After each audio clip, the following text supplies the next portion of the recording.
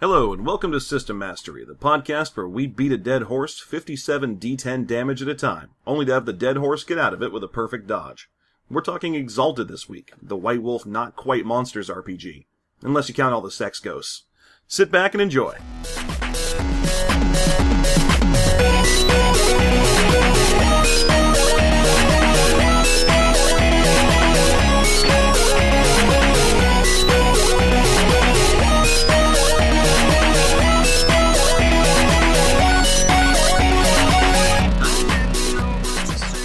Okay, welcome back. I still say you're racist about dwarves. What you know about dwarves? What you know about dwarves? My beard braids be popping. Alright, so I'm Jeff, and as always, here's my co-host, John. How are you? I'm great. Happy 2014. Yeah, it is January 1st, 2014. No matter what day you are listening to this, that is what day it is. Fuck what day you're listening to this. Yeah.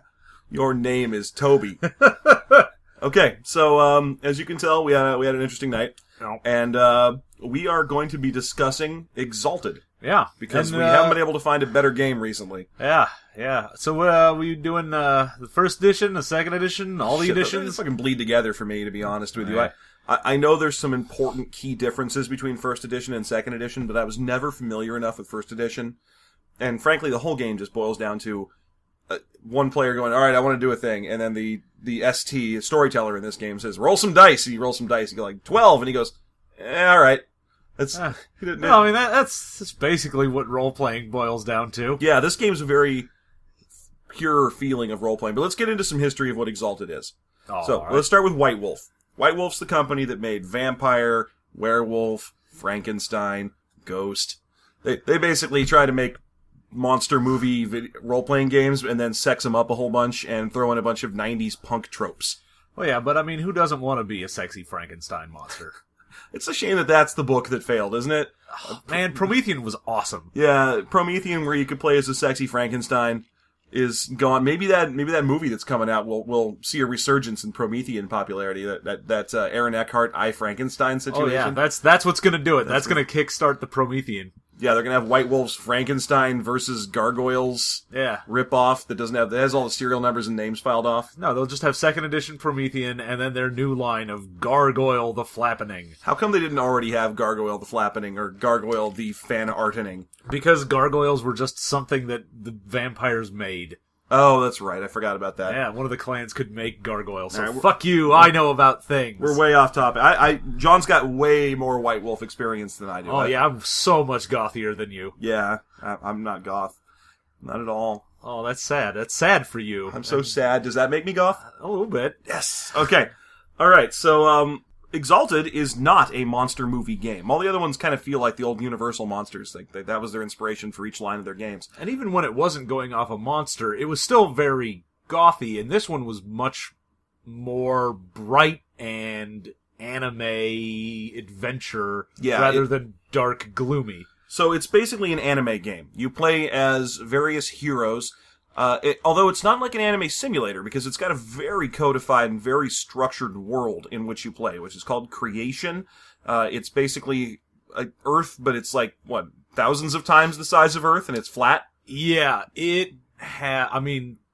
Exalted has a really extensive, deep, sort of backstory. Goofy. And because it's giant, like, every section has a whole bunch of crap going on with it. So, it's got, like, the same, well, I wouldn't say the same level of, say, something like Forgotten Realms has shit written about it, but it's got that same sort of, any place you go in the world of Creation is going to have something to do with the plot. Right, someone wrote something down. You play as what aren't superheroes, but might as well be. They're basically sort of demigods? Demigods, yeah, and it depends. Each book of Exalted covers a different faction of various types of demigods. So the core book covers what are called solars, which are children of the sun, and there's very few of them. There's 100 of them or 300 of them? There were 300, there are now 150. Okay, there are 150 of them, and so you play as one of these 150 kind of ultra badasses. Now, White Wolf still can't quite let you get away with just playing a rad superhero, so everybody in the Exalted universe who's a god of some kind has a horrible flaw, the Great Curse, so that's going to get you. And basically you spend time roaming around Creation doing anime stuff. Yeah, I mean, depending on what you're really focused on, you could just wander around getting into kung fu fights if you wanted to. You could do a lot of nation building if you really wanted to do that. You could go on an erotically charged sex venture. Which, if you're not, you're doing it wrong. I mean, let's be honest here. If you're not getting nasty with some rape ghosts, then what are you doing in this game? Complaining about the rape ghosts at length on the internet. Well, yeah, that's the second favorite pastime of the Exalted player. Yeah. All right. Character creation in this game. Let's stick to just a couple of core books and talk about Solars. We'll briefly cover the other factions in a bit. But yeah, let's just talk about main book. Yeah. Solars. So Solars gets your stat spread, and this game uses attributes. Yep. There are 3 blocks. They cover your physical, social, and mental abilities. Physical is the standard array of strength, dexterity, constitution. Social covers manipulation, charisma, and appearance. And your intellect block covers wisdom, perception, and... No, it's wits. Wits, perception, and intelligence. Yeah. Each one of these is a dot scale, and you have between 1 and 5 dots. Yep, this is a 1 to 5, just like, say, any of the other White Wolfish type games you'd see. Yeah. Or even, like, The Legend of the Five Rings, Also like we did last the 5 time. dot, yeah. This one sets human standard at 2 dots. Yep. And solar standard at 3 dots. If you use your starting stat array, you can have a 3 in every one of your dots, or every one of your attributes, and just be a slightly better than most humans type person. Of course, you can also fling those around and be a 5, which is a crazy ultra superhero. Which you're probably going to do in at least one. Way more fun. Yeah. Then you also get your ability spread, and this game has 25 abilities. These are skills. Yeah, and each one of the characters you can be, there are different... Oh, there are factions casts. of Solars. Yeah. So each cast is linked to a one of the phases of the sun. So you've got Dawn cast and Zenith and Twilight and Night and Eclipse. And so each of them have 5 of the abilities that you get are linked to that cast. Right. So you automatically have those 5, whatever type of Solar you are, you're favored in those. It's easier for you to learn. It takes less experience and less time for you to learn them. And then you pick 5 others that you also are good at. So, basically, each one of the casts can be summed up in a couple of quick stereotype-type words. Yeah. So you've basically got Dawn casts are generals, bruisers, and warriors. They get all of the fighting skills, like, actually, literally, all of the weapon skills and the war skill. Twilights are intelligent, investigators, wizards, anything along those lines. Yeah. They get perception. They get their skills cover things like occults, crafting, and investigation. Yeah. You've got the Zenith, which are the priest caste, and they're your general, sort of talky guys. Yeah, they're leaders. They're the one of the 2 faces of the party. Yeah. So they're usually the side that is more on performance and swaying the hearts of the people. The other side, the Eclipse cast, are the politicians. Diplomats. They're more on, I go around to different places and strike deals and bargains and so on. The Zeniths also, for whatever reason, get toughness shoved into their purview, so they're very hardy and sturdy. Yeah. And then there's Nightcasts, which are thieves. I mean, I'd like to give them more than that, but they are thieves. They get all the dexterity and athletics and stealth. Yeah. They are your standard skulky guys. Right. And I'd like to say that Eclipses make good sense as diplomats and traders and that sort of thing, but really it feels like there were 5 skills left over when they finished building them, and they were like, let's put these in Eclipse. That's why they're good at riding and sailing. Yeah, well, they're good at riding and sailing because you need to ride or sail to go to other kingdoms, I guess. You need to be good at those things to go to war with other kingdoms, too. It really does feel like it's just kind of a leftover grab bag. But then again, still better than Dawncast. Because, getting 5 fighting skills doesn't matter when you really only need 1. Yeah. So you pick your one of the 5 casts, and then you build your character. You put points in your abilities. They also run on a scale of 1 to 5 dots. But in this case, you can have a 0 dot, because you just don't know how to do that. Yeah. There are also specialties. Specialties are fun in this game because they're very freeform. You can say, I'm taking a dodge 3-dot rating and a 2-dot specialty in dodging as long as I am dodging a surprise attack. Yeah, so you can do sort of hyper-specific things if you want to say, alright, I've got a melee specialty in this specific sword. Mm-hmm. Okay. Or you could do something like, I have a melee specialty in duels. So if I'm specifically dueling a guy, then I'll get my specialty. And it wouldn't matter what weapon I was using. We've played this game a lot, and one of the things I've learned about specialties is that people really quickly rise to the level of vagueness that they're allowed to. They realize pretty quick when the ST will catch them for saying things like, well, I have a melee specialty in fighting. Yeah, or I've got a dodge specialty in when threatened. Yeah, or in not being hit by things. Yeah. Yeah. So that will be the first example in this game of one of the kind of the love-hate relationship that we both have with it, which is that it's a lot of time spent negotiating to play this game right, because of all the free form stuff. So okay, you get your abilities, you get your attributes. Then you need to pick some other fun substats.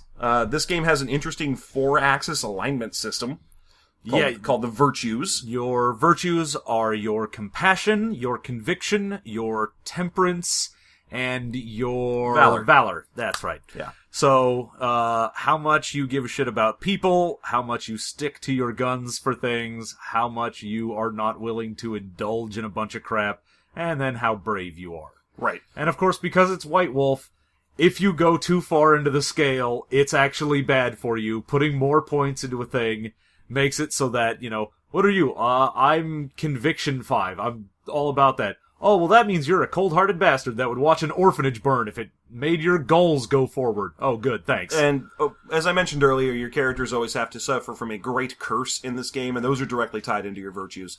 The great curse triggers when you see things that challenge your virtues. So you'll have one of your virtues will be your main virtue, and so your great curse will be tied into whatever your main virtue is. So if you're like, I've got compassion, that's my main virtue, I've got 4 out of 5 dots in it, I love people, I'm always trying to do my best to help everyone else around me, but sometimes, for no good goddamn reason, I go insane and begin indiscriminately slaughtering people because I have a great curse. I barely know anyone. I know a couple different groups that play this game, and I don't know a single one that doesn't house rule the shit out of that. Because it basically, the flaw, the thing that happens to you when your curse triggers and you go crazy, is basically the same as saying go sit in the corner. Like you lose control of your character. Yeah, some of them are things like you have to go on a month-long pilgrimage with rags on instead of clothes, and so okay, so I guess the party will reconvene in a month. Yeah, and you've got some that are like that sort of whirlwind of death, indiscriminate killing thing where you just go insane, lasts for an hour. Now, of course, you're a ridiculous demigod with insane power, so in an hour you can probably just destroy several city blocks. Yeah. But at least you go, okay, it's an hour and then we're done. But the ones like that, or if you've got temperance and it's like, oh, I had a limit break on my curse and now I go sit around and read books for 3 weeks. Oh, really? That's it? Great. We did have a plot, but some shit happened and I guess we don't anymore. Yeah, we've said this before in other reviews, but any mechanic of the game where the penalty is stop playing the game for a while is a bad penalty. Yeah, not to mention it also makes it so that not only are you not playing, but you don't get to play your character the way you want. Yeah. It's one thing to say, I'm gonna buy a flaw, or you start the game and someone says, any character you make has to have a flaw, and that's your great curse. But given that the game will just randomly decide, you know how you had this guy and he was taking care of his buddy, well, now you go insane and you murder him. You're like, but I wouldn't do that. Nope, game says you do, fuck off! Right. The other thing about the great curses is just like specialties for your abilities, curses can be written. You can say, well, my character has a strong conviction, and when he has a limit break, this other thing happens, and the ones that are written in the books. Instead of what he would normally do, he just refuses to agree with anyone for a week. Yeah. And as long as your ST agrees, you're good to go. And that was one of the other things, is you had something like the do a month-long pilgrimage or murder everyone around you, and then there were some that were just like, you eat a lot for like a day. Oh, really? Right. I overeat for a day. Well, great. Well, I like to rewrite my own and say, my character goes on an hour-long pilgrimage to Kentucky Fried Chicken. Yeah. That's what he does. It's horrible. Yeah. Every time. He can't, not enough biscuits. So much biscuit. Yeah. So, okay. So you choose your great curse and your convictions. your virtues, of which conviction is one. And then you also have some other stats that are informed by various things. Your willpower, which is your top two of your virtues are put together, and that's your starting. You can raise it, and willpower is a spendable mechanic. It's basically kind of a during the session resource. You can spend willpower to buy extra dice. Or no, I'm sorry, they just buy successes. Yeah, you can spend one willpower to just get an auto success on something. Right, and we'll explain successes in just a second. And then there's also your, what is it called in this game? Your essence? Essence, thank you. I had focus stuck in my head. Huh. Your essence is your, kind of force of magical will. Yeah, that is how bright your soul is. You are just busting out all over with magic power. Right, so are you a regular anime guy who goes to school and kind of hugs other anime guys for long periods of time in artful poses? Or are you Sailor Moon? That's the difference. Like, if you're Sailor Moon, you've got a lot more essence because you're glowy and you can do neat transformations. Yeah, and so every solar, and really every Exalt, will start with 2. Yes. So your normal human starts with 1. You, as a human, can't raise it because you aren't a magical being, so fuck you. But as soon as you get your exaltation, where you become a super badass, you get automatically Essence 2, and you can raise it up from there. Now, Essence also informs your Essence pools, and these are pools of motes, which are basically mana points. It's mana points. So if you have like 30 motes, then you've got 30 mana, and you can use that to activate your various abilities and cast your spells and whatever you've got. Yeah. And motes do recycle via various mechanics in the game. Yeah. Sleep gets them back, but then there are other ways you can get them back. So those are how you spend your abilities on your charms, which is the next thing in the big pile. Charms is really the lion's share of what's going on in this book. It's spells. I mean, the book also has spells, but they suck, and so we can probably go ahead and face it that charms are the spells of this game. Well, yeah. Well, it's more than the spells of this game. It's the everything of this game, honestly. I mean, if you look at everything else, your stats and abilities and whatnot would just sort of be like your stats and skills in a D&D, and then your charms would be what your actual class abilities would be. This is where you define what you do, because even if you say have 5 dots in dex and 5 dots in melee, you're an amazing badass melee guy.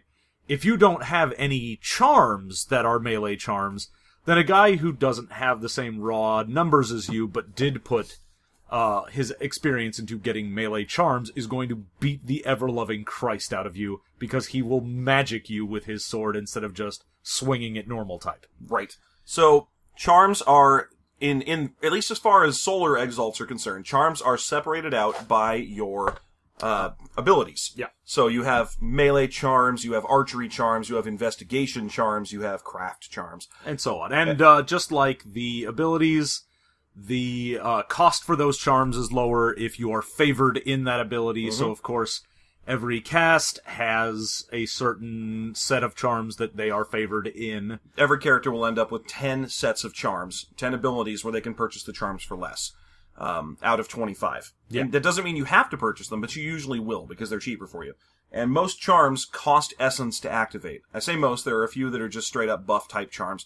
One of the things you'll notice we didn't mention when we were talking about the character creation stuff in this game is hit points.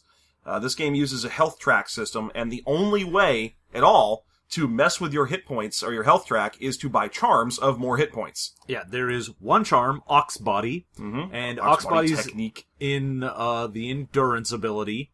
So even if you don't favor endurance and you don't give a shit about any of the endurance ones, you probably want to put at least 1 or 2 points into endurance, and you probably want to buy 1 or 2 Ox Bodies, unless, of course, you're going for the I just perfectly defend against everything build, which we will get into. Let's get into that in a bit. So yeah, this game's got... that's one of the jankier things that people complain about with this game, is that there's only one way to get your hit points up. It's this one charm. Otherwise, you have 7 hit points. Everyone's got 7 hit points, and... Okay, so let's talk a bit about the mechanics of how this game plays, because it'll play into that a lot. Yeah. Let's say you have... We talked about this character earlier. He's got 5 dots in melee and 5 dots in dexterity. That means he's got a total pool of 10 when it comes to just swinging a sword at a guy. Yeah. Now, you're going to add some other stuff to that. Sword has an accuracy rating. Maybe it's got an accuracy rating of 1. That's another die. Another dot. Now you got a pool of 11. Yep, maybe you've got a specialty. He's got a specialty in swords, because his ST let him get away with that. But a specialty of 2. Now he's got 13, a pool of 13. Okay, so what he's going to try and do is hit the opponent. He's going to roll 13 d10. Yeah, and unlike some of the other games that use d10s, the target number never changes. You're always trying to get a 7 or better. Yeah, so any roll of a 7 or higher is a success. And a 10 gives you 2 successes. As long as you're an Exalt. That only applies to magic creatures. Humans don't get extra successes, not animals don't, that sort of thing. The game actually delineates those via actual characters or extras, they call them. Because you're supposed to be able to just mow your way through hordes of little chodes. Yeah, and extras only have 3 health because, again, you should be able to just sort of mow your way through them. Right. So 7, 8, and 9 are 1 success. 10 is 2 successes. Anything from 6 to 2 is a nothing. It just doesn't make you fail. And a 1 is a botch. And botches only matter if all you roll is failures and botches. Yeah, we had mentioned in an earlier podcast, the old World of Darkness used a system where when you'd roll, you would subtract 1s from your total number of successes. In this, 1s are just there to, did you not roll any successes and some 1s, then you botch. That's a critical failure, basically. Yeah. So, let's say our character rolls his 13 d10, and he gets 6 7s or higher, of which none are 0s. So he's got 6 successes. Now he's going to measure those 6 successes against the target difficulty of hitting his target. There's a bunch of different potential target difficulties because this game is very complicated. There's a parry defense value, a dodge defense value, a mental defense value, a surprise defense value. There's all these, and each one of these is informed by a calculation of the other target's attributes. So I'm not going to go over those calculations because they're boring. But let's say this guy has a parry DV of 4. You say, all right, well then I got 6 successes, and that means I hit your parry DV of 4 with 2 extra successes. Yay! Which those are going to carry over, like remainders in division. They're going to carry over and be a part of your calculation for how much damage you do. Which again, you're going to calculate your damage pool by. Oh, sword does 3 damage, and I have 4 dots in strength and a 2-dot specialty in sword. And well, no, specialties aren't going to do anything for your damage. You're right, sorry. So you roll all these other numbers together and come up with a different pool, then you add those 2 extra successes to that different pool to get your new set of dots, or your new pool. Let's say it came out somewhere around 14. Now you roll 14 d10 to see how much... No, you don't. First you subtract their soak. Thank you. First you subtract their soak, because they are wearing armor, and armor in this game provides 2 ratings. One of them is hardness, and the other one is soak. Hardness is a difficulty to bypass their damage in any way, and soak is the amount of damage that is subtracted. It's the amount that is eaten by the armor as your sword passes through. Yeah, so if something, say you've got a soak of 7, then if something is doing 7 damage, then it does no damage. Right. But if it does 10, then it does 3, and so on. You just take that soak value, knock it off the top, and then roll from there. Okay, so you've got 14 dice we said. Got soak of 7, that means you're rolling 7 dice for damage. And again, it goes back to the success calculation, which is that, although botches don't do anything here. Instead, and 10s also don't do anything here. Unless you have special charms that make it so they do! Yay, this game is complicated. But, basically, you're looking for 7s or higher to do any damage to your target. It sounds like it's a lot of work to do any damage to something, and it is, but this game has ridiculously inflated die pools. Yeah. Just so you know, the guy that we just mentioned, the guy who rolled 14 dice to attack someone, this is going to be on the low end. Yeah, that's a starting character. Yeah, now when we said that, we did mention he had the maximum of his dexterity, the max in his melee, almost the max of his specialty, and we're still saying he's on the low end. This is because one of the sort of base charms that you'll get is a die adder. So for whatever ability you buy it in, it lets you just add dice. And it will generally let you get up to like... It's twice the attribute rating. Yeah, so you can get up to, another 10 dice to throw at something. But again, calculations are boring, so excellencies, which is what these are called, let you buy a bunch more dice for your motes and throw those into your pool. This guy was just swinging his sword. He wasn't even trying. There was no magic there. As soon as he starts applying his charms via excellencies or melee charms or whatever, his die pool explodes, and that's why anyone who plays Exalted has a big-ass bucket of D10s. Oh, yeah. No, if you play Exalted, you probably have a jar somewhere of like 50 D10s because you've got some trick up your sleeve that's going to make you roll all of that shit. So that's excellencies, and excellencies come in a variety of flavors.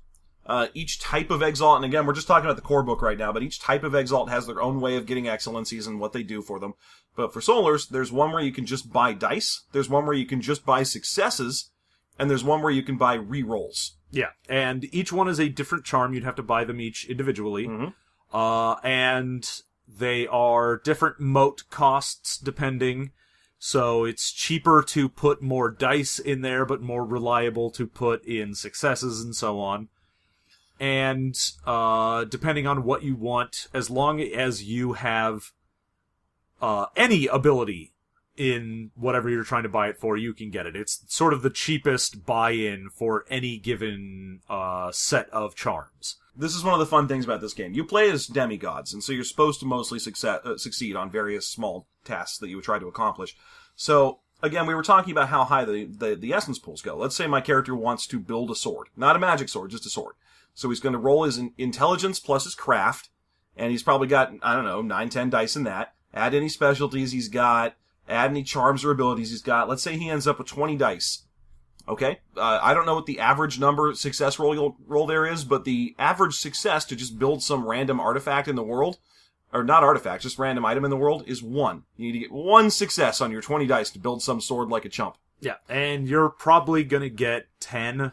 And the book describes that a 5 successes, is beyond human capacity. You are the greatest builder in history if you can build something with a 5 success. Yeah, because it's coming off of the White Wolf system, which is sort of the 1 to 5, it tended to make the success flow chart go 1 to 5, which was really a bad idea. It doesn't work. It doesn't make any sense. No, because you're looking at something and, like the craft charm or bureaucracy. Like they say, if you got 5 successes on a bureaucracy, you could change how an entire nation does something. You're like, I roll that and I get like 12. What does that let me do?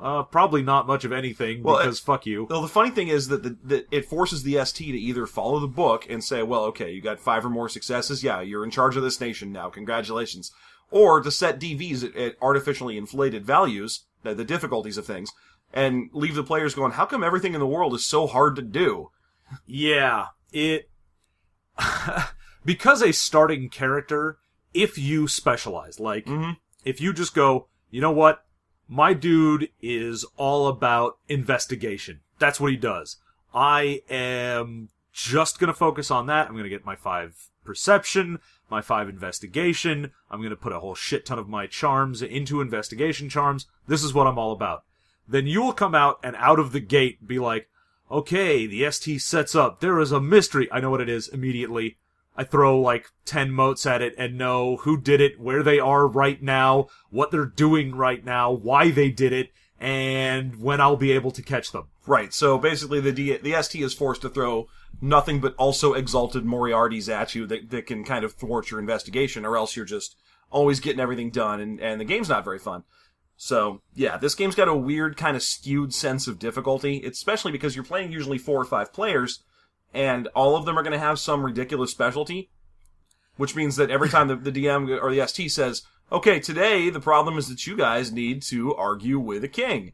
One player's going to be like, oh, I got this. Yeah, your Zenith or your Eclipse is going to go, oh, that's great. I walk up to him and I use these charms and I immediately mind control the king into thinking that we're all fucking awesome because we are awesome. Right. And he now has formed an intimacy to helping us out. Yeah. Okay, so to wrap up character creation, this is a point-by game. You get X number of points in each one of those things we've mentioned already. You get 10 charms, you get 18 points to put into your various attributes, you get 25 or so points to put into your abilities, and then I don't know, those are probably wrong. Yeah. And you also get a horde of bonus points that you can spend on things. Oh, we didn't go into backgrounds, as I know you hate backgrounds. We're going to come to them right about now, but before we do that, you get a horde of bonus points to spend on things. And this is one of the first places in this game that really defines system mastery for a player, is that the calculations to purchase stuff with your bonus points are wildly different from the calculations to later purchase stuff with XP. Yeah. So bonus points are all flat cost. Yeah. So if you want to, let's say, raise an ability, it costs you 1 point to raise an ability up. Okay. It doesn't matter what that ability was at. You just, 1 point, it goes up by 1. Later on, when you're using XP, it costs 2 times the number of points you currently have in it. So to go from 4 to 5 in something, it would cost you 8 XP. Right, so basically always specialize early. Yeah, you want to start the game with 5s in anything you know you want to do, because going from, a 1 to a 2 in something, ridiculously cheap, but going from a 4 to a 5, way expensive. Right. So, canny players learn to specialize early and start with big holes in their abilities. Like, I don't even know what investigation is, because it's going to cost me 1 XP to learn. Yeah, or you also see people with the weirdest ability spread, or attribute spreads. So you're like, I've got a 1 in my strength, because whatever, it only cost me 4 times my current ability in XP, so it'll cost me 4 to go to 2, and then I'll be average. Because I put all of those points in getting a 5 dex, because I don't want to spend 20 points to get a 5 dex. Right, and this is yet another game where dexterity is king. It just informs too many of the combat mechanics. Yeah, your defense, your offense, and effectively your damage. Because of accuracy carryover. Yeah, because things carry over for how well you hit. Canny players also quickly realize that because you get extra carryover damage based on how well you hit things, dexterity is equivalent to strength plus 1. It's better than strength. Yeah. You end up with characters. Accuracy is, whenever you have the choice between accuracy and damage, you should always choose accuracy because it is also damage. It's kind of a bad mechanic, and I'm kind of hoping, I know they're working on a 3rd edition of this game. I hope they're fixing it. Anyway, the other thing you can spend your bonus points on is backgrounds. Yay! And you start with a few points in backgrounds. And backgrounds in this game are a 1 to 5 dot mechanic. Again, they're kind of like abilities. Each one of them represents some aspect of your character that provides them with bonuses throughout the course of the game. This game doesn't have flaws outside of the virtue flaw that we talked about, your curse. So each one of these is a benefit and not a drawback. Except the White Wolf does not like it when you are good at things. And so, let's just take Mentor, which is my favorite. Mentor is the best example ever. If you invest 1 dot in Mentor, you get a Mentor. And then he kind of sucks. And that continues as a trend. So if you have a 1 dot mentor, he's good for 1 dot worth of help, which is nebulous. That doesn't mean he gives you 1 extra die roll on things, or he can train you in 1 skill. All the book says is, he's kind of crappy. Maybe he could teach you 1 thing he might know, I don't know, who cares? Like he's the guy who teaches at your local dojo. Yeah. He's your drunk uncle who swears he knows the difference between different types of ammunition. Yeah. That's what you get. If you take a 3 dot mentor, you have a qualified mentor, a Sifu or martial arts trainer, someone who actually knows how to teach you and has a vested interest in you. If you take a 5 dot mentor, the best mentor in the world, well, the problem is he's the best mentor in the world, and he's far too busy for you. And so he's unavailable, and he's constantly giving you useless cryptic information, and he doesn't like you very much, and you're beneath him.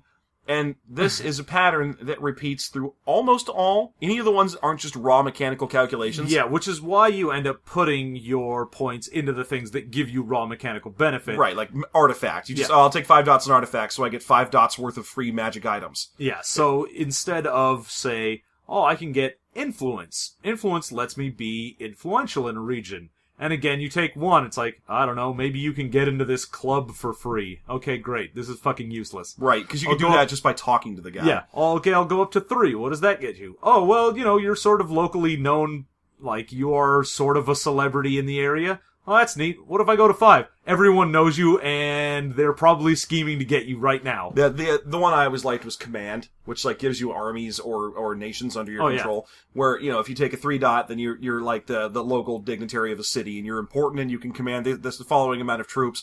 And then if you're at 5, you are probably at war. People are at war with you, actively trying to kill you. There are probably assassins trying to kill you right now. And it's like, why would I take that? Why would I just take 4? Yeah. The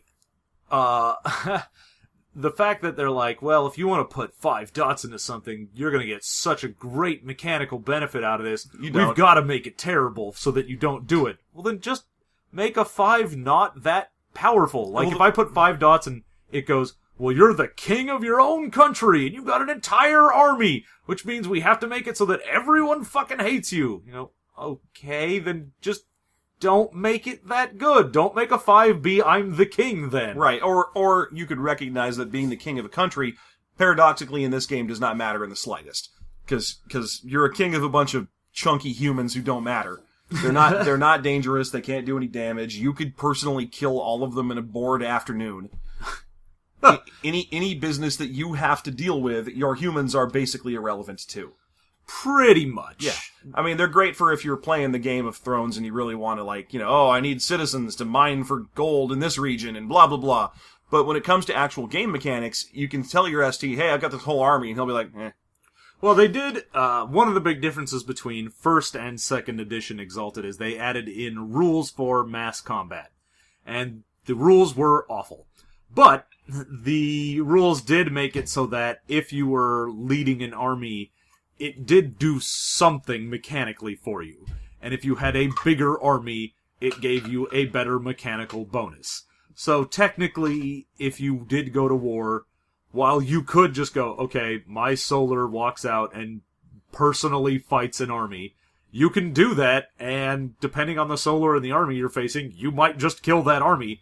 But if the other guy leading the army is also some sort of demigod, he's going to get enough mechanical bonuses from having an army that'll probably kick your ass. So, a lot of these, and one of the things I'm not a big fan of about the benefits and flaws systems, and it's not so much that I recognize that the system is easy to game, which also true. But in this case, I feel like a lot of the time with the benefits and flaws, what you're doing is you are buying the spotlight. Yeah, because some of the options that you have in this game are things like, I have followers and a pet and a familiar and a mentor and contacts and an allies. army and allies. And so, okay, what's all that? Well, all of those are extra characters that I also need you to play for me so that they are all, and they're all revolving around me. Yeah, I mean, especially something like followers or allies, which, if you look at something like a mentor or your influence or whatever, then usually you can go, okay, you can ignore this if we went off on an adventure, so your mentor is wherever your mentor is. Your army is wherever you left your army. But followers and allies tend to follow you around, so you're just like, I wanted to have dedicated NPCs that I like. Yeah, and so you end up with these characters that hog spotlight. Familiars particularly interesting for this, because in this game, familiars aren't little tiny imps that fly around behind you, they are whatever.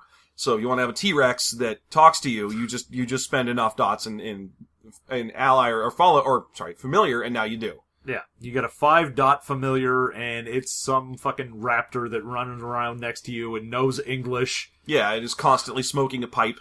Yeah, why not? Yeah, of course. So, those are great ways to kind of buy spotlight, which, this game, alright, at least it's an even playing field. Everyone's going to buy that fucking familiar, because the familiar comes along with extra essence that you can use. So he's a great way to get He's a nice little battery. It's a little battery that you carry around, and also you get to make a goofy pet.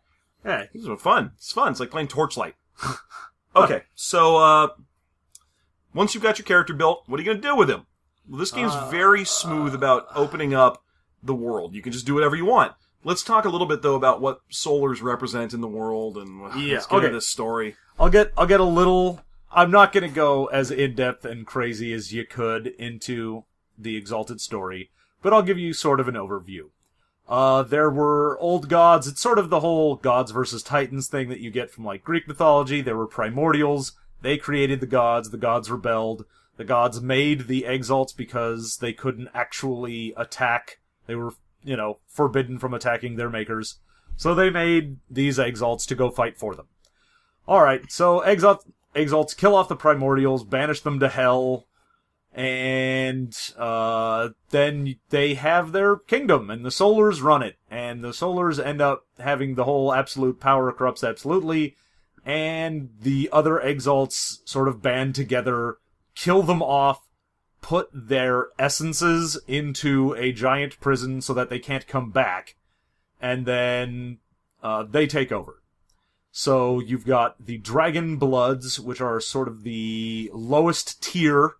They are elemental based, and they're one thing is, while they are the least powerful of the Exalts, there are a holy shit fuck ton of them compared to everything else. They're the only ones that can breed and create more of themselves. Yeah, so you can have 2 Dragon Bloods, have sex, and have a kid, and that kid is more likely to be a Dragon Blood. Yeah, as we mentioned earlier, there are 150 solar essences. Whenever a solar dies, someone else is born as a solar. That's. Yeah, there is a god that is in charge of just shoving exaltations into people. Right. So that's how the other Exalts get their power. Dragon Blood's big deal is that they can... It's just in their blood. Right. And so there are as many of them as the story requires. Yeah. So they took over, and you've got a dragon-blooded nation in charge, and then that's, like, in the middle of the map, and then the fringes of the map are all just random free states of various types. As you go farther in each direction on the map, it gets more elementally. So as you go to the north, it gets super cold, and if you go to the west, it gets all watery. Yeah, so each one has an elemental pole, and of course the very middle is the pole of Earth, so there's a giant mountain. Yes. And, like we mentioned, this creation is many times larger than Earth, and everything is bigger. It is the Texas of settings. So the mountain, the Imperial Mountain in the middle of the map, isn't just a big mountain. It is insanely huge. It's like 3 Everests on top of each other huge. It's just dumb. Everest is like one of its poops. Yeah, so everything where they go, oh yeah, this is massive, you go, oh, okay, I kind of figure what that is, comparing it to Earth. No, it's all 4 times as big as whatever it was. Yeah, just picture, like, when Schumacher used to be directing Batman. And, whenever the Batmobile would find itself driving along, like, the arm of a statue, and you'd be like, how do you even get up there? And why does Gotham have a whole bunch of 500-foot statues in it? That's because that's what creation is like. It's all 1,000-foot-high things and giant cities made out of men's legs. And just not, everything's huge. And it's silly because you're still human-sized. And so, to get to the top of the super mountain, it would take you forever. Of course, much like Mystery Science Theater, they ask that you not bother paying attention to the physics of it. So, how you're supposed to breathe at the top of Triple Everest, you just can because you can. Well, you can because there is air up there. There is no space. It's the same thing. Creation is completely flat, so technically from up there you could see everything because there is no curvature. Yes. But they just tell you to kind of ignore that and don't worry about that shit. There is fog of war. Yeah. No, actually there isn't. That's one of the funny things is that one of the archery charms is literally you can shoot anything you can see. So you just stand on top of the Imperial Mountain, use a perception charm that lets you see anything that is, within your line of sight, and then you just shoot anything. Right, so that's the kind of thing that this game lends itself towards. It sounds like we're trying to tell you how to cheat at this game. We're not. That was the intention of that charm. No, the game... There are some things you can do that are sort of cheaty, but for the most part they're like, did you want to fly around like Superman and suplex a dragon into a canyon and have that canyon explode? Okay, that's like 2 charms. Go for it. Actually, it's funny. You say that, but then the hardest thing you can do in this game is fly. For some reason, for all the other shit they give you, you can jump for miles of distance at a time. You can open portals to heaven. You can create stuff out of nothing. You can't. The only way to fly is via a complex series of nightcast charms, and even then, you fly like a dope. Well, yeah, you have to get a whole bunch of athletics charms, and then you have to fly with one hand out like you are Superman. Yeah. It's weird that flying is so restricted, given how much everything else is just handed out. But whatever. Yeah. Okay, so Dragon Bloods kind of control the middle, and they are the dominant power in the world. In an attempt to keep the Solars from coming back into any kind of real power, they instigate a wild hunt, is what they call it, and that's it hunts down new Solars. Solars when they're still too weak to just just kill Dragon Bloods like nothing. They send out teams of highly trained Dragon Bloods to find and kill any new Solars as they pop up, and that system is supposed to be very effective. And so you're playing as 5 Solar or however many Solars that managed to evade that or are currently evading that. Yeah, the main game setting is the return of the Solars. Yes. So, like I said, they put most of these solar essences into a prison. That prison got broken open and these essences escaped. So you are one of a newly formed solar, and whereas before you probably would have been, a solar pops up maybe once every few years and the wild hunt just immediately murders you. In this, they're popping up all over the place so you can actually survive. I'm sure your ST will probably make you face the Wild Hunt at some point, but there will be 3 of you, and you will just absolutely fucking steamroll them. Okay, so those are Dragon Bloods, the things you would fight that you would just steamroll. Let's go a real brief overview of the other types of enemies that are big enough to face you in this game. Yeah, so first of all, we mentioned that there are 300 solar essences, of which 150 still make regular solars. That's because 100 of them... 150? No, wait. 100 of them and then the other 50 went... there you go. 100 of them make death guys. They're dark mirrors of solars who are... they're called abyssals. And they are stupid gothy. They are the game's nod to its World of Darkness roots. You are essentially the vampire version of a solar. You are created by undead primordials. Mm-hmm. Basically envision any charm in the solar tree and add blood or dark or crypt in front of the name, and there you go. You got yourself what a abyssal does. Yeah, so if it was like, I create a sword out of blazing light and sun energy. Oh, well, I do the exact same thing, except it's dark and dripping with blood and the wails of the damned. Right. And they are controlled by things called the Neverborn or the undead primordials, Death Lords. All these, there's a whole bunch of various types of super powerful undead evil that kind of create their own society in the nether world. And the Abyssals are their dark knights that they send into the world to make horrible plots and act all vampy and sexy, and then turn gross when you get close to them. And they're going to be mostly your big rivals. So, like, if the Dragon Blood are the weakest of them, since the Solars are the strongest, since the Abyssals are sort of the dark mirror, they're gonna be the ones that can actually challenge you on a even footing. Now, there's another 50 solar essences that went to these things called Green Sun Princes, and they're basically the demons. The demons of this world. They're kind of the sub-hell, or side-hell. Yeah, like I mentioned when the Exalts beat the primordials, they killed some and banished the rest to hell. So these are the hell primordials got hold of some of these essences and made their own demon versions. Right. And for the life of me, I cannot remember what these guys are called. They're Infernals. Infernals, okay. Infernals, here's the funny thing about Infernals. They came out way later than the other types of Exalts. And it's the worst fucking book. All of them were way too powerful, because they came out later, and the people who were writing their Exaltation rules were like, well, let's just go crazy, because we all have a real solid handle on how to write for this game now. And so they wrote these fucking ridiculous rape monsters that are way too powerful and are supposed to be played as kind of smarmy, dark good guys. That's kind of the feel you get from reading the book. But literally the first picture in the book is like a horrible monster emerging from a bloated, sad, screaming lady's giant demon vagina. It's not a fun... No, this book has... Avoid.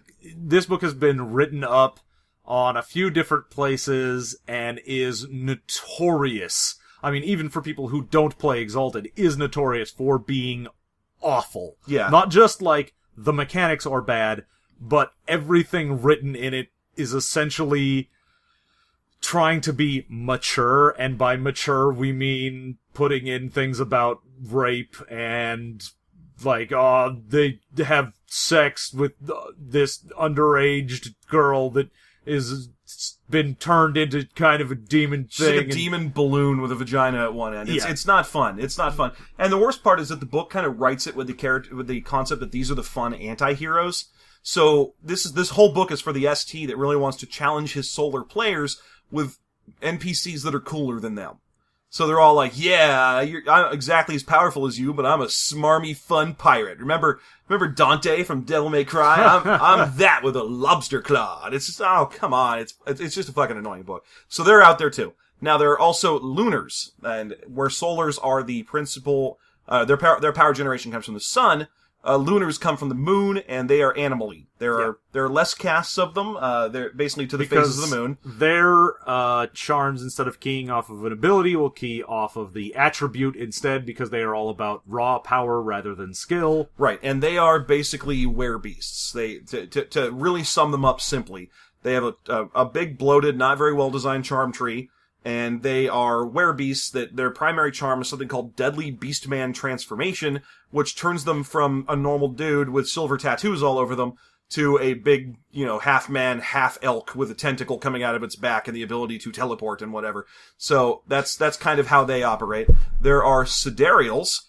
And Sidereals are the exalts of heaven. What heaven in this game is very Chinese heaven. It's the celestial bureaucracy. Yeah, they're up there, and they are essentially paper pushers, and they are in charge of fate. And in another broken turn of exalted world design, they get kung fu that's better than anyone else's kung fu. And all of their kung fu abilities, which are charms, just like anything else, are complicated and stupid and subject to so much rule breaking that it's just like, oh, I punched yesterday out of existence. That's the kind of thing they do. Yeah, they have esoteric kung fu where it's like, what do? Well, I punch you and it makes your Jungian shadow pop out and slap you in the face, and then you lose some things. And they're like, okay, no, just stop it. I hate this. I hate everything. I hate how all of their abilities have to have little I Ching style poetry like tetragrams next to them. It's just a mess. They're fairly interesting. Is sort of what STs use them for is the voice of God character, the one that pops in and goes, "Look, you guys need to kill this particular set of abyssals. I know because I know all kinds of things, and I am mysterious." And then he disappears. They are perfect for the Grand Vizier role. Yeah. They are good for showing up and being, more than anything else, being that I pop in to offer information or help in some way, and then I'm gone because that's all I give a fuck about and don't care about you specifically. And their cast mechanic is based around planets, so there's it's sort of planets. It's like the Chosen of Secrets and the Chosen of Travels and so on, but each one of those is like Venus and Mars and Jupiter. Yeah. So they're an interesting bunch, but they have never been especially well written, and they're very difficult to use. And keep in mind that via Splat books, you can play as any of this stuff. There's books of how to play as the Dragonbloods, how to play as the Lunars. There's a few others, lesser ones. Those are the primary ones, the ones that are really covered in the main book. But there are also the Fair Folk, and the Fair Folk are, what do you want to call them? Fairies? They're sorta... They're Chaos Elves, essentially. So the whole thing with creation itself is a primordial. Mm-hmm. It is Gaia. Gaia is a primordial that sort of sided with the gods. So that's where all the people live, is on the back of a primordial. Mm-hmm. On the edges of creation is the wild. With a Y.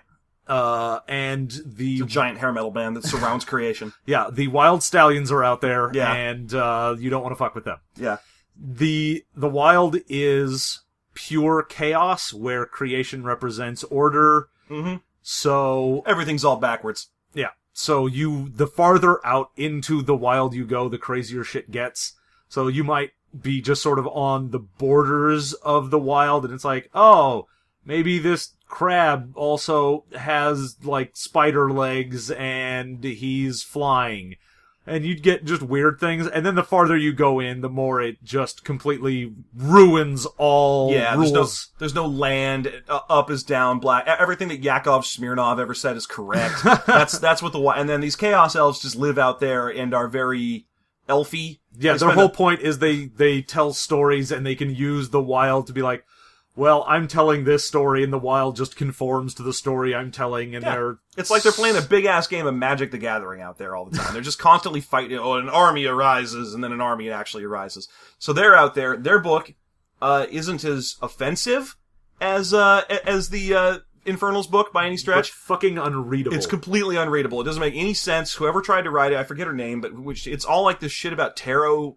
So it's all like you've cups got and staves and it's all creation combat and stuff where you throw fake armies at each other, and the book is unreadable. I've owned it for years. I've read it several times.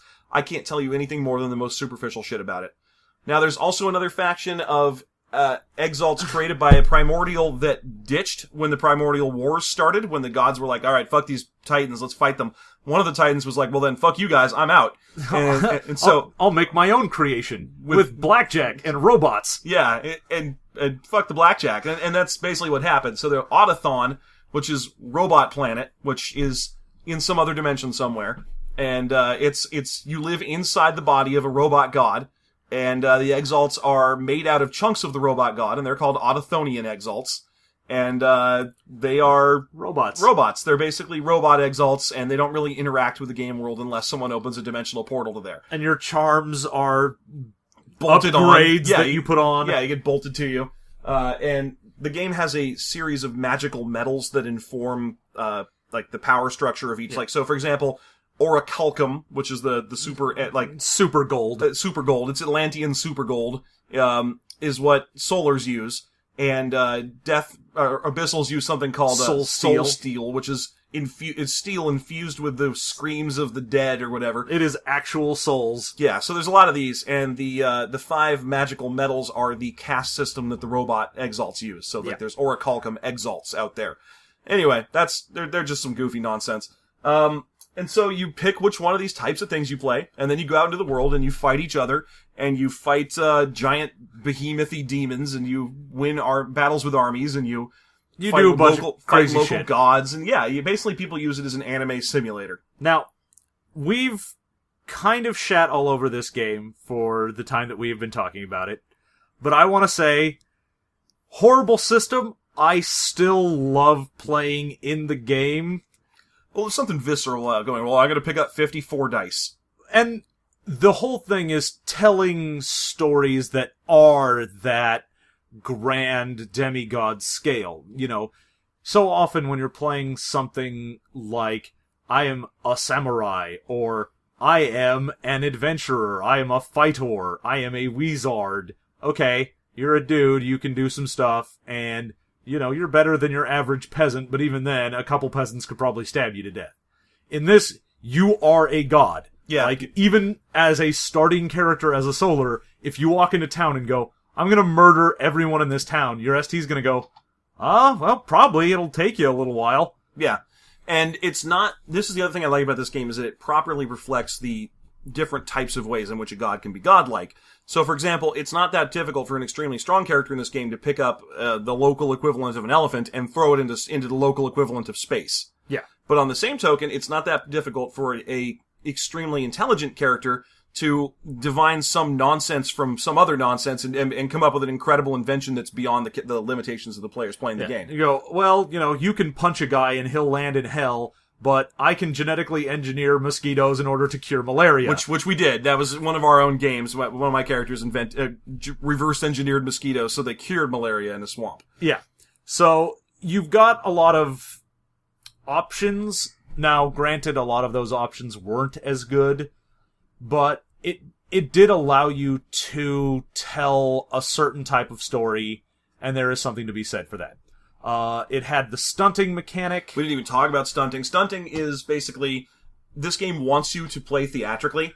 Yeah, it wants you to describe what you do. Instead of just going, I use this swing. ability, and I hit. I did 10 damage. So it wants you to get into this kind of shared storytelling experience and describe theatrical actions. My character, in a blazing arc of solar light, flings his weapon, and it creates a rainbow across the sky as it passes through the body of the dark demon, and whatever, that sort of thing.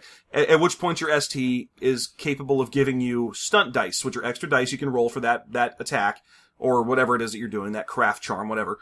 And he can give you 1, 2, or 3 stunt dice. And depending, and the only issue with the stunt is, while it does, the stunting mechanic in any game encourages players to be more engaged and to make the story more compelling, but when you start getting into gradiated, the gradiated versions of it, not only does it make your players all want to try and outdo each other, and you start getting short stories on every sword swing. I used to take notes. I'd be sitting there waiting for my turn, writing down what I was going to say later. Oh, yeah. Yeah, because you want that 3 die so bad, and so you have to get all florid and purple with it. Yeah, but it also means every single action, your ST is having to make a subjective judgment call on, alright, well, this is cool enough for a 3. What you said wasn't cool enough, you get a 2. Right, and so that's not very nice. We talked a little bit really, really early in the podcast about how this game's a lot of negotiation, and so stunt dice are a big part of that, where you're spending all this time being as prosaic as possible to describe mundane actions because you really want 1 extra die, and you feel mad when your ST doesn't recognize your greatness as a storyteller, and so that's kind of a problem. Really, the mechanic should just be Are you describing it all? You get some stunt dice. There you go. Hooray. Keep playing that way, because it's useful for you. Yeah. And, just real quick, one of the other problems here is the game introduced the perfect defense. Oh, gosh, yeah. The perfect defense was, in any of the defensive abilities, you could spend X amount of motes and usually a willpower, and automatically succeed at not being hit by anything. Right, and there's a perfect parry and a perfect dodge and a perfect soak, so there's basically your choice of you don't hit me. And they're not that expensive. And it was one of those things where when I say you weren't hit by anything, I mean anything. Like, okay, this guy throws a mountain at you. I parry the mountain. Right, okay. Yeah. Or you fall out of an airship and land towards the ground. I dodge it. Yeah, I dodge Gaia so I don't hit her. Yeah. That's the sort of thing that the perfect defenses allow you to do. They are literally perfect. There's one flaw in them, and that's that you have to respect the requirement of your virtue that's associated with them. So if you have a perfect compassion dodge, then you can only dodge if you really love the reason you're dodging. Yeah, if you are around people you care about, which means I care about the other players and we're always around them, so I will always perfectly dodge. Hooray. Yeah. So what that means is, like we said earlier, this game gives you 7 hit points and the ability to roll hundreds of dice to damage someone, which means if anyone hits you, they'll kill you. Yeah. So late Exalted is basically rocket tag with perfect defenses, the goal being to run the other guy out of essence. So the fights take way too long and then end in one hit. Yeah, so you'll sit there and go, and I do that. And of course you're describing it because stunts will also give you motes back, which means you will have motes left to perfect defense. So it's people sitting there using a half hour to describe how they swing their sword, the other guy going, it doesn't hit me, and then doing their half hour to describe their sword hit, which doesn't hit you, and back and forth until someone goes, oh, I ran out of motes, I don't have enough to perfect, and the other guy goes, great, I murder you. You know, it makes sense in description if this is an anime simulator, because every time I watched Voltron, I was always like, why don't they just pull that sword that wins out at the start of the fight? Huh. You know, that blazing sword there was like, well, why don't we just try that blazing sword that always wins? They always wait till the last thing in the fight. I think it's because they know that other person has perfect defenses up still, so they're just poking and poking. Yeah, they're just getting the defenses down. And now I'll use my combo. Yeah, so that's... in addition to perfect defenses, creating kind of a rocket tag mechanic for the game, late Exalted also became about mote generation engines, which was a problem, where your character would be like, well, I get motes if I dodge something. Or, became poking combat, where it wasn't important to damage someone, it was just important to get a hit through. Because anytime you managed to force them to make it perfect, you were wasting their essence. And so characters became all about, well, I can attack 14 times in a turn. Yeah. They force you to defend 14 times. And then that became about infinite essence flow mechanic charms, which made it so that if you spent any essence in dexterity once, then it kept carrying over to anything else you did that turn. And so the game became this overly arcane system of rocket tag. Yeah, it almost boiled down to a mana point Rube Goldberg machine of you start at one end and you just keep going and making calculations and calculations and calculations, and eventually you could have just not run out of combat and gone, okay, look, I'm starting with this much essence, you're starting with this much, I have these charms, you have these charms, let's do the calculations, and you'll run out first, I win. Yeah. Yeah. Because you're going to spend so much of your time buying successes that it doesn't really matter what your die rolls are. Yeah. Even though you have huge die pools. So, there you go.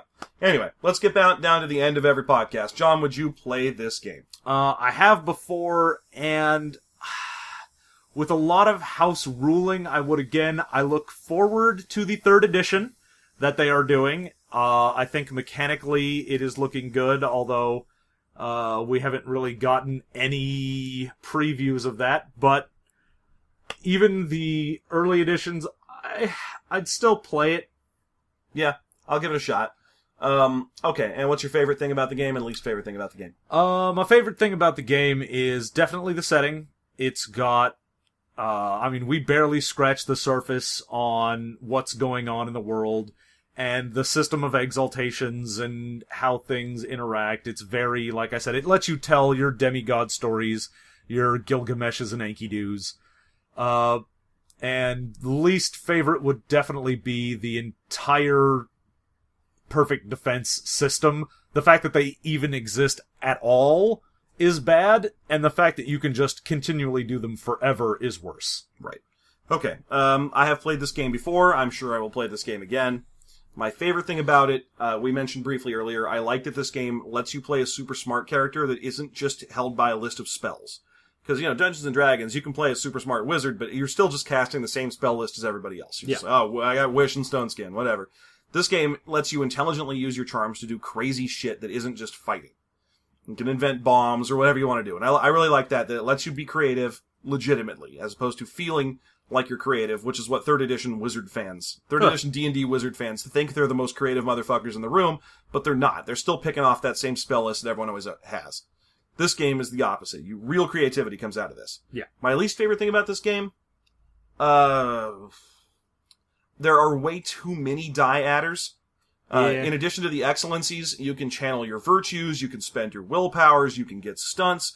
Basically, that means that no matter what you're doing, every single round of anytime you roll a die ever in this game, you probably have some kind of die adder that feels like a heroic measure that you're taking, even though you're not even doing anything heroic at the moment. You're just, I will pay less for this tea than I normally would because I will channel my temperance. That's why. Why are you doing that? Because there's no reason for me not to, since I will regenerate it at the end of this session. Yeah. All right. So the game has way too many die adders. They could really strip a bunch of them out and not really affect the gameplay at all. You could get out channeling. You could take channeling virtues, which is a mechanic, by the way, where you can say, well, this is very important to me as a compassionate person, so I get extra dice equal to the number of dots I have in compassion about it. A set number of times per game. You could take that whole system, we didn't even mention it before, and take it out of the game, and it wouldn't even affect the game. No. So, that's for me. Okay, so that's it. That's Exalted. Would you recommend other people play it? Nope. I would not. Not really. Don't play it. Read up on it. Wait until 3rd edition comes out. Maybe look at that. For the love of God, don't buy anything. Oh, yeah. No, don't buy anything right now. Yeah. I don't even think that White Wolf would get mad at us for saying that. The mechanics of who's publishing this game are crazy. It's like there's teams of volunteers that are working as its editors or something. It's really weird. Yeah. I think White Wolf was going under and they were just purchased by some guy who likes it and is rich. Yeah. So, wait for his new fancy game to come out, which is going to be Exalted 3rd Edition, and let's take a look and see what that is. Okay, so, that's been System Mastery. You can find us at systemmasterypodcast.com, System Mastery at Gmail, System Mastery on Twitter, or our System Mastery Facebook page. In 2 weeks, I'm sure we'll review something else. No idea what. And until then, thank you very much for listening. John, you have a lovely day. And you have a Happy New Year.